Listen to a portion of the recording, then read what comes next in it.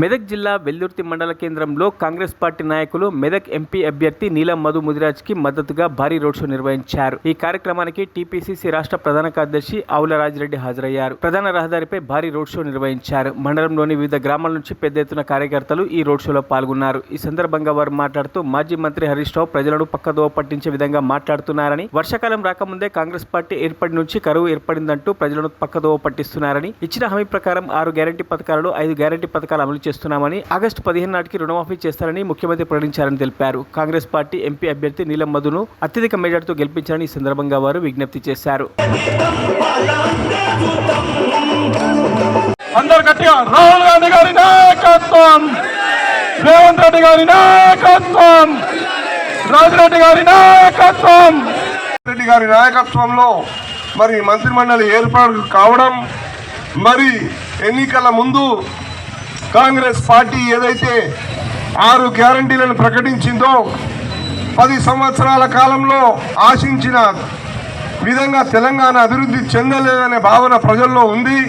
మరి తల్లి సోనియమ్మ మరి తెలంగాణ ప్రజల ఆకాంక్షలు నెరవేర్చాలని ఆ రోజు తెలంగాణను ప్రసాదిస్తే, మరి తెలంగాణ ఏర్పడ్డ తర్వాత ఏర్పడినటువంటి తెలంగాణ ప్రభుత్వంలో ఈ బీఆర్ఎస్ ప్రభుత్వం మరి అభివృద్ధిని చేయకుండా మరి ఎంతో అవినీతికి పాల్పడ్డది. మీకు అందరికీ తెలుసు. కాళేశ్వరం రూపంలో ఎన్నో కోట్ల రూపాయలు మరి కల్వకుట్ల కుటుంబానికి పోయినాయి. మరి ఎక్కడి అభివృద్ధి అక్కడ కుంటుపడ్డది. మరి మాయ మాటలు చెప్పిర్రు, వాగ్దానాలు ఎన్నో చేసిర్రు. దళితులకు 3 ఎకరాల భూమి అన్నారు, రైతులకు రుణమాఫీ అన్నారు, మరి అంతేకాకుండా ఉద్యోగాలు ఇస్తామన్నారు. మరి ఆంధ్రోళ్ళ పాలనలో అన్ని ఉద్యోగాలు ఆంధ్రోళ్ళకు పోయినాయి. మన తెలంగాణ వచ్చినాక మన ఉద్యోగాలు మనకు వస్తాయన్నారు.